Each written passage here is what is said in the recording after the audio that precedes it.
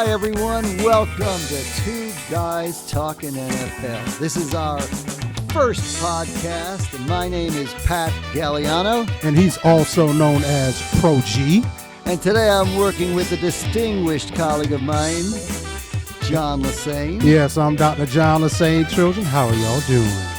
John is also known as Smooth Dr. J. Gotta love it. We're here to talk about football for about 30 minutes each time. And this show, Two Guys Talking NFL, is actually sponsored today by who, John? It is sponsored by the Newberry College Life 101 classes, where we help our students discover, learn, and develop. There we go. Very nice, yes, and both of us are part of that program. So who are we setting up our show today? We have a lot in store for you. Your hosts here, my name is Pat Galliano, as you know. And, John, I've been teaching here for a good number of years now. Absolutely, Pat. I actually had you. You were actually one of my professors. I taught you everything you know, didn't I? Yes, you did. Yes, you honestly did. Yes. Yeah, no, not really.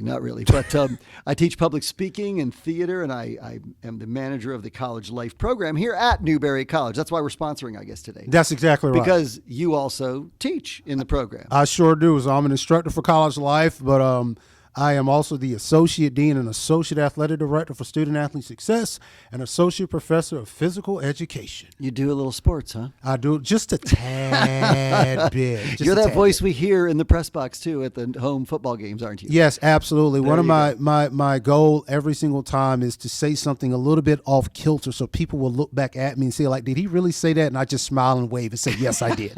That's good. That's good.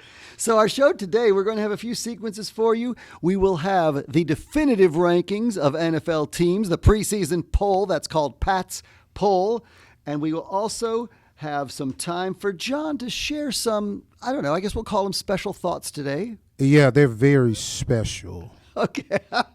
We're looking forward to that. I have no idea what he's going to say, so I'll hear it the first Pat, time. neither do I, so we'll see what happens. And then we're going to try every podcast, every show to have what we call a feature.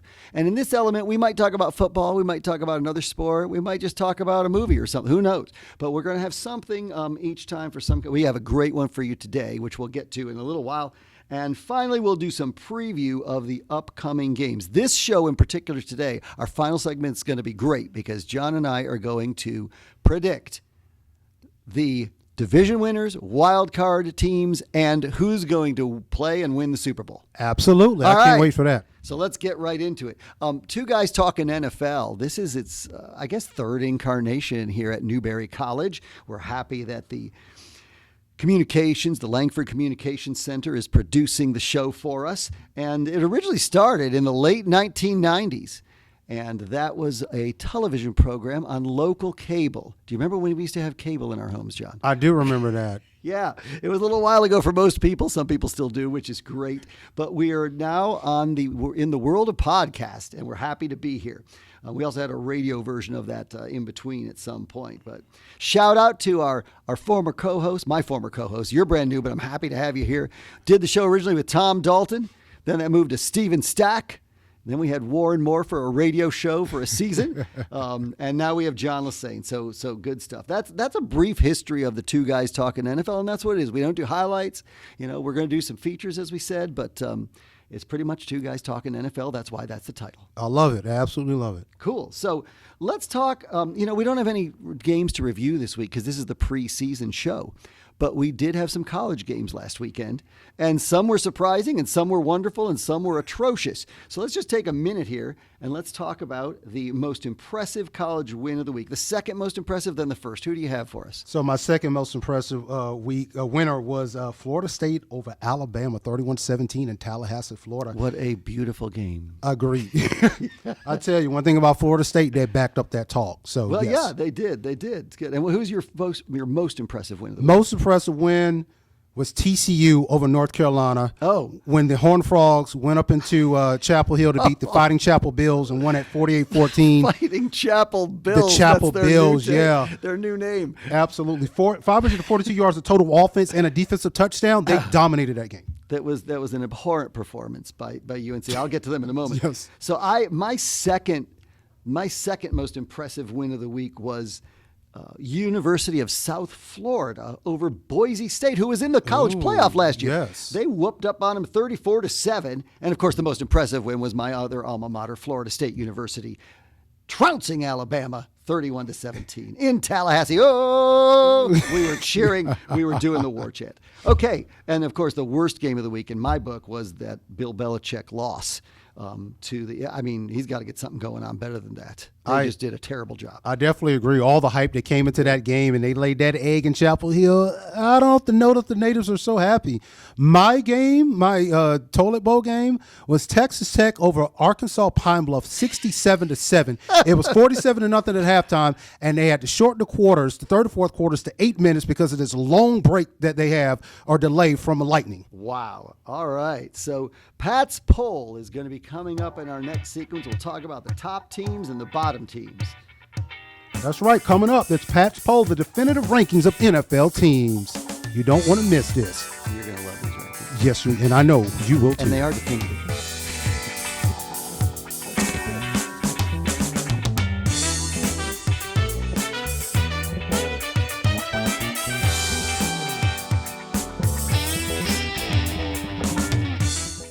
And welcome back to this preseason edition of Two Guys Talking NFL. You're here with Pat Galliano and John Lassane. All right, Pat, so we've been ready for this. You've already set the tone for this. Oh, yes. Tell us a little bit about Pat's poll. All right, so Pat's poll, as subtitled The Definitive Rankings of NFL Teams, takes all the teams in the NFL and ranks them 1 to 32 each week.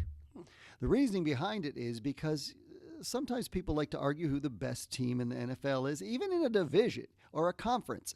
And if you want the answer, you just look at Pat's poll, and it's all there with numerical order. So we're going to start and go through each team because we have a lot of them. We're going to move it right along. And, you just let me know how you feel about these rankings, too, as we move. We're going to start with the bottom 5 and work our way up to number 1. We'll go in ascending order. The bottom of the barrel in the NFL this year, I don't think there's much argument about this. Everything I've read puts the New Orleans Saints way in there at number 32. They did finish 23 last year in Pat's poll. They had a little better, but, their quarterback retired. They drafted a guy, and then they're still going to go with Spencer Rattler. So we'll see. I don't think Tyler Shuck is ready to play yet, so we're going to go with Spencer Rattler this year as a starter for the Saints. They're at 32. Any thought on that? Yeah, it definitely ain't easy in the Big Easy, so I'm agree with you on that. There you go. We have the 2 New York teams coming in next at 31 and 30 respectively. The Jets and the G-Men, the Giants, come in at number 30. I'm not expecting big things from either of these New York teams this year. Neither am I. As a matter of fact, they should just combine both teams and call themselves the Jolly Green Giants. I think that'll work. That might be good. The Giants may surprise us, though. I'm going to leave that open because they got some defensive players, and they could do well if they get Jackson Dart in there at some point soon. All right, moving along, number 29 would be the Indianapolis Colts, followed right up with the Cleveland Browns and all their quarterbacks. But both of these teams have had quarterback issues. Agreed. I would have to agree with you definitely where you listed both of those teams. Good. Up in at number 27, just out of the bottom 5, the Dallas Cowboys. Not going to be a happy year in Big D, especially after that big trade last week. Yeah, I'm trying to figure out when everybody's going to run Jerry Jones out of Texas. He will be at some point. Okay, on top of Dallas at number 26 are the Tennessee Titans and their brand new quarterback, Cam Ward. I'm anxious to see how the Titans are actually going to do, but more so I just want to see how the new stadium is going to look when it's built. There you go. Miami Dolphins falling a bit from last year. I don't have a lot of faith in Mike McDonald. Tua is not the answer long-term at quarterback. He gets one more hit, his career should be over. Agreed, and they've had some turmoil with that team, especially with Tyreek Hill and the comments that he made earlier this offseason. A lot of noise.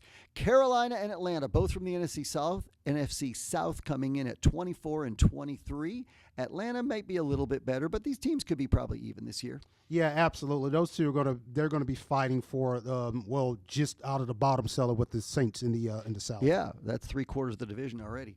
Chicago Bears coming in at 22. Some people have picked these folks as a playoff team. I don't think so yet. I like Ben Johnson, but I don't think so yet. Yeah, he's not proven yet as a head coach, and Caleb Williams as their quarterback. It's going to be interesting to see how they do this year. He's going to have to, make it happen. The Las Vegas Raiders can Pete Carroll, Mr. Energy, in his 70s, coaching the Las Vegas Raiders in at 21. And then we go to a team that moved up probably higher than any other team in all of Pat's poll. Last year they were the bottom, New England Patriots, in at number 20 with head coach Mike Vrabel. I'm anxious to see what the Patriots are going to do. They're going to be much better this year than they were last year, but they're still not going to make the playoffs. Yeah, and I've heard that, which I'm not buying at all. Minnesota Vikings take a tumble from their last year ranking of number 19, of number 9, all the way down to 19 in Pat's poll for the preseason. J.J. McCarthy, question mark. That's the biggest question mark up there in Minneapolis. So let's see how they do. Yeah, and you know that the coach, Kevin McCarthy, is really good. Yes, he's Kevin a really good McConnell, coach. excuse me, Kevin McConnell, Yes. yes. All right, and then we go to the Jacksonville Jaguars in at 18. That's a little better than last year's final ranking of 24. Yeah, Trevor Lawrence, he's got to have a great year this year. He Gotta still bounce has a back. lot to prove. Yeah, he hasn't proven much in the NFL. He was the wonder kid. He was the prince. He was the king. He was everything. But Absolutely. With the not new yet. coach, well, let's see what they do. Liam, yes. All right, then we move into number 17, the Arizona Cardinals. What about the Cardinals? I mean, I like Jonathan Gannon as a head coach. I think they might surprise some people. Like, I can really see them, being right at 500 once again this year. Yeah. Pittsburgh comes in at 16 and their new quarterback. Who? Oh, I think some guy named Rodgers. No, future Hall of Famer Rodgers, from when he played with the Packers anyway. So, yeah, Pittsburgh's in at 16. We have Seattle and Houston. These two teams, they're on the verge. I don't think Seattle's going to make the playoffs. I think Houston will because they're in a weak division. I think so as well. I do. We'll see how they do. Then you've got the teams that are most likely to make the playoffs. We're up to number 13 here, the Denver Broncos. Now, some people have them higher. In fact, I've heard that a lot of people predict them to beat Kansas City out for the division title. I'm not buying that either. I think they could probably split with Kansas City, but I do not see them winning that division. You got to knock Kansas City down before you can predict that they won't win. Absolutely. The Chargers coming in at number 12 from L.A., and the Tampa Bay Bucks in at number 11. The Buccaneers are definitely winning the NFC South because it's just so Yep. weak. Go Baker Mayfield. All right, top 10. San Francisco 49ers jumping all the way up. I guess they moved up as far as New England did in this poll from last year. Yes, they finished 22nd, but they have the weakest schedule in the NFL, and I'm looking for good things. If they stay healthy, it's all about health for them. Absolutely. All about health. Absolutely. Cincinnati Bengals in at number 9. The Bungles, maybe no more. Maybe they're the Bengals now. They're just so up and down. You just never know what you're going to get out of the Bengals. Big question. Do they have a defense? Absolutely. The L.A. Rams and Sean McVay. Again, health is a question here, but Matthew Stafford should be playing. He should be. I have them in at number 8. I agree. The Commanders, number 7. They were kind of a surprise last year. Went Yes, all the they way were. to the NFC title game with Jaden Daniels. Detroit Lions take a little step back this year. I have them up at number 6 starting the season. And I would understand the reason why. They're going to slide just a little bit, but they're still going to be one of the most formidable teams in the league. Yes, they will be. Kansas City Chiefs coming in at number 5. You can never rule out an Andy Reid team. But is this the last dance for Reid, Mahomes, and Kelsey? Probably so. Probably so. Kelsey's got other things on his mind these days. Yes. All right, good for him. So in at number 4, the defending Super Bowl champs, I got a note from one of the followers of Pat's poll that's disrespectful to the Super Bowl champs. Thank you, Lawrence Ryan. But Philly is in at number 4 this week. They got to prove themselves. They do. And I don't think they're going to do as well as last year. Neither do I. Surprise maybe for some people here, especially in light of the Micah Parsons trade. I believe in Jordan Love. Green Bay number 3. I agree. Baltimore number 2 on the list. I agree. Ravens are tough, and it was really a toss-up between 2 and 1. But the number 1 team in Pat's poll, the Buffalo Bills. Buffalo's got to get it done this year. Josh Allen, I think they will. We will get to that a little bit later. And when we return, John's going to have some special thoughts for you. Oh, their thoughts, and they're definitely special. And I'm going to respond to them. I appreciate it. Whatever they might be.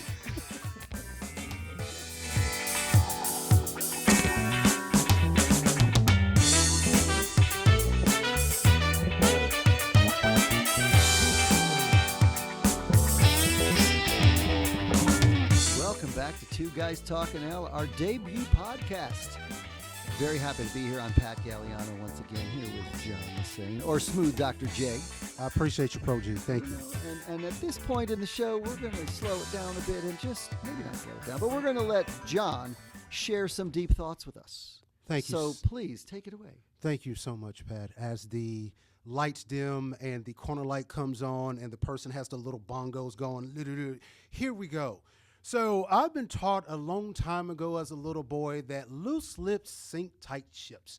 And so with saying that loose lips sink tight ships, this reminds me of the negotiations between Micah Parsons and the Dallas Cowboys and how this thing was going all over the internet with social media and in the media and stuff like that. Parsons will put something on Twitter. He will put something on Instagram. Then Jerry Jones will come back with some type of rebuttal in the media. And Jerry Jones actually calls the guy Michael instead of Micah, but that's a story for another day. What am I saying? I mean, we've seen this happen with so many of the star players before when they're going through contract negotiations, trying to get what they feel like they earn. And I would have to agree with them. But buddies, please listen to me. Keep it in the house. Everybody don't need to know your business. Stop putting stuff on social media. Social media has made things a lot more murkier than before. Let's go back to the older days where everybody sits down in a room like good grown men, like adults, and they get to hash things out. Don't put it on social media. Don't send no cryptic messages on Instagram and Twitter. That's all I got to say. Keep it in the house. Pat, what do you have to say? Well, you know, they just chose not to talk to each other, apparently. Yeah, that's what I interpret from the whole situation. Jerry Jones was on an interview a couple days before the trade, and the reporter asked him specifically, why haven't you talked? And he had really no answer. He fumbled around for words for a little while, then he finally said, nothing is keeping us from talking. That's really all he said. And that spoke volumes to me because they could have gotten this done in April. Absolutely. And they could have gotten it done over the summer. And I think on Micah's defense, he almost had no choice but to go through the media to try to make his point. He did, and he's traded, and look at what it's done. Green Bay is up there now, and they are a legit Super Bowl contender. They are definitely a legit Super Bowl contender. And, you know, people ask, like, you know, how can the Cowboys just let a talent like Michael Parsons, you know, walk away? Well, I mean, you know, it's the NFL's a business, you know, and so, you know, everybody's like, it's kind of easy. No, it's not necessarily easy. So it just bothers me that, you know, they have that banner kind of like back and forth. Sure. But as you said, yeah, there was a definitely big lack of communication, whether or not it's between Micah Parsons himself and Jerry Jones or Micah Parsons' agent in the Cowboys organization. You know, that's a big issue, but it is becoming more prevalent. And one thing I can honestly say is when you talk about these type of negotiations through social media and through the media in general, it wouldn't shock me if that starts to filter down into college football with the way that NIL and things of that nature are going. So it'll be very interesting to see. But it was, you know, the question is who had the most leverage in that situation.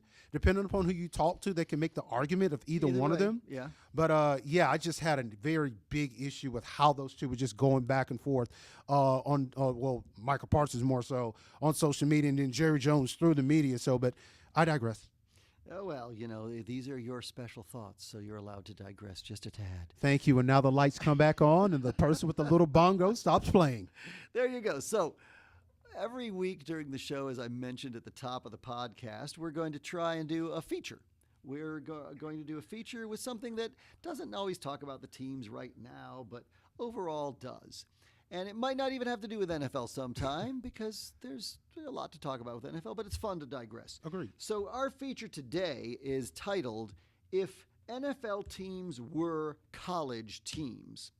Going on with the motif of announcing some college team scores a little while ago. Absolutely, Okay, absolutely. So this actually is not our creation. I credit FanDuel. Last week posted this, and they posted several AFC teams and just said if they were a college team, who would they be? The comparison. So we're going to go through some of these and just talk about whether we buy it or not. So the first comparison, if NFL teams were college teams, the Baltimore Ravens are the Notre Dame Fighting Irish. Why? Because they're both good for 10-plus wins about every year.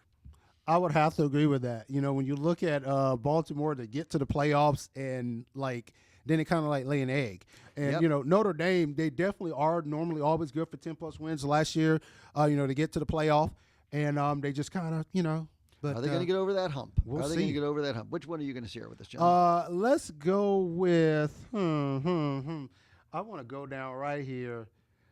So the Indianapolis Colts are the Duke Blue Devils, blue and white football teams in basketball states. How much better can you get with that? The Colts are the Duke Blue Devils. Absolutely. Yes, I love it, Indiana love it. is the home of good basketball, and of course the Triangle in North Carolina. Yeah, so that's hilarious. That's pretty good. The Cincinnati Bengals are the University of Miami Hurricanes. Please, just play some defense this year.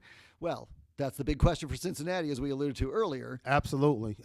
Miami looked okay. They The did. University of Miami looked okay in their game. They got by in that game. Yes, they But they did. were playing Notre Dame. So, Yes. yeah, so good. All right, terrific. The next one, yeah. Oh, I got to do it. Keep going. I got to do it. The Pittsburgh Steelers are the Iowa Hawkeyes. And on the graphic, it says, do I really have to explain this one? So we talked about this a little bit before, and like there's the different ways that we can look at this. So for me, I say that this is true because neither one of them has a good offense. The Steelers can't score, and the Hawkeyes can't score either. But of course, their colors are also black and gold. So That's why you don't have to explain it. That's Yes. why the Pittsburgh Steelers are the Iowa Hawkeyes. It's that black and gold uniform, which really was a copy of Pittsburgh back in the early 1980s. Yeah, they wanted to copy Pittsburgh because Pittsburgh was winning Super Bowls back then. Absolutely. I guess not for a while, and they won't be this year. We're going to go to the most hated teams in their sport.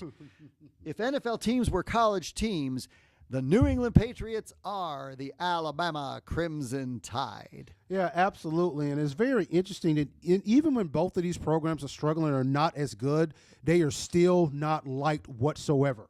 Give us a couple more of these, John. Let's hear one from you. Let's see here. The Tennessee Titans are the Mississippi State Bulldogs. These teams play football. It is the truth. They're both just afterthoughts is what they are. They are in their own state. Yes, absolutely. It's hilarious. That's fun. That's good, yes. And my last one for you today will be the Jacksonville Jaguars are the University of Central Florida Knights. What? Wait, you actually came close to a championship? Yes, Jacksonville was in the AFC Championship game a few years ago. Yes, they actually They almost were. made it. Mark Brunell at quarterback. And then the Knights, of course, they claimed they won. Yeah, even though they didn't. claimed they won the mythical national championship. That was hilarious. Pat, I absolutely love this. I can't wait for the NFC one. I just There you can't. go. All right. Well, when we're coming back, we're going to kick off the NFL season with preview of Week 1 games and playoff predictions from both of us. Let's do it. All right, we're coming back. All right, good.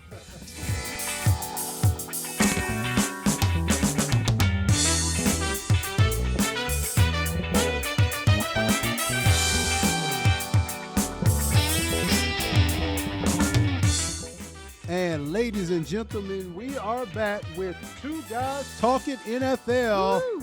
This is Smooth Dr. J with my homie. Pro G. I love it. Having a good time so far on this podcast. Yes. Yeah, good stuff. I'm happy football's back. Absolutely. Games start Thursday, Yes. September 4. Here we go. Best games of Week 1 in the NFL. Dallas at Philadelphia Thursday night. Any thoughts on that game? Philly wins it hands down. Shouldn't be a problem for Should them. not be an issue at all. And then on Friday from Brazil, we have the Chiefs and the Chargers. Very exciting, a game in Brazil. It's a very exciting game. I have to go with the Chiefs here. I thought you were going to say, I have to go. I say, I'm with you. No. Let's fly down for the weekend. We could do that also. Sounds good. A third game of interest, obviously, for the quarterback position in this one. Pittsburgh is at the New York Jets in Week 1. Yes, Pittsburgh is going to win this game, and the final score is going to be 10-9. So you don't expect big things from Aaron Rodgers? Not really, not yet. I got you. Yes. But do you think the NFL had an inkling that Aaron was going to end up in Pittsburgh, and that's why they scheduled this game? Because the schedule came out before he was there. Absolutely. I don't know. I just think that it was just coincidence. Okay, Yes. good. Some other divisional rivalries like the New York Giants at Washington, Cincinnati at Cleveland. Those are always good games because they're division rivals. But Absolutely. the next highlight game is the San Francisco 49ers at the Seattle Seahawks. How do you like that for a Week 1 game? It'll be a good game. Absolutely. You're playing a divisional game in Week 1. And they're both I don't know. They could be great teams or not. I don't think Seattle's as good as San Fran. I'm looking for San Fran to take this one because everybody's healthy right now. Absolutely. CMC and all those guys. Trent Williams on the line. Okay, what about the Detroit Lions at the Green Bay Packers? Games like this in week 1 could help determine the division. I agree. And this matchup became so much more juicy after the Micah Parsons trade. Oh. And so this game is definitely, for me, the game of the week in the NFL for week 1. And I am going with the Green Bay Packers beating the Detroit Lions. Well, it's in Green Bay. Yes. It is. And the Lions don't always perform. They do not always perform as well outdoors. Okay, the game of the week for me, you said that was the premier game. The premier game on the schedule, of course, for Pat in Pat's poll, is the number 1 versus the number 2 team. Baltimore Ravens at the Buffalo Bills. I'm going to be waiting all day for Sunday night. I'm going to be waiting all day for Sunday night also. Oh my gosh! I'm going with Baltimore going in. Oh no! I'm going with Baltimore going in and pulling the upset. I think Lamar Jackson and the Ravens have a lot to prove this year. I think Baltimore. Yeah, that would be a devastating loss for the Bills. It would be because big that loss. could determine home field advantage Agreed. throughout the AFC playoffs. Agreed. Well, we're going to get to that right now. I guess that's a segue into our playoff predictions. Absolutely. There are other good games, too. Vikings and Bears, Monday Night Football. Just check your schedules, and we start this week. It's so good. All right, playoff predictions. So let's go division by division, all right, and just pick the division winners. Then we'll pick the wild card. Yes? Okay, sounds good. And then we'll talk about our Super Bowl predictions and a winner. You know, Pat's poll usually is a reporting institution and does not make predictions. But since it's preseason, I guess we have to make some predictions this year. Absolutely. We need some content. You know, shake it up a little bit. Why not? Go out of my comfort zone. Let's do it. Here we go. The division winners in the AFC, I'm almost 100% sure we have the same division winner in AFC East. I have the Buffalo Bills. So do I. Yeah, there's really no other team that can compete. I don't know that any other team from this division is even going to make the playoffs. I don't think doubt so it. either. All right, so there's Buffalo in the AFC East. In the North, you got Baltimore, Cincinnati, Cleveland, Pittsburgh. I'm going with Baltimore. I have Baltimore as well. All right. In the South, this one has been anybody's game for several years, and I'm going with Houston again this year. I'm going with Houston as well. We're alike 3 in a row, aren't we? Wow. Yes. And in the West, KC, till they knock them off, I'm picking them every year. I have the Chiefs. All right. Okay, the AFC wild cards. I have Cincinnati, the LA Chargers, and Denver. And what about you? I have the Pittsburgh Steelers. Oh, some confidence in Mike Tomlin. Yes, I have the Chargers, and I have Cincinnati as well. So you picked Pittsburgh, I picked Denver. That's the only difference Yes. there. All right, the NFC in the East. I'm picking those defending Super Bowl champs because I respect them so much. The Philadelphia Eagles. I agree. All That's right. who I got. The North could be a controversial pick that I have here. This division's loaded. Yes, it is. I'm picking the Green Bay Packers to take the division back. I have the Packers also. There we go. In the South, we have the Tampa Bay Bucks. Baker Mayfield, they're going to get it going on.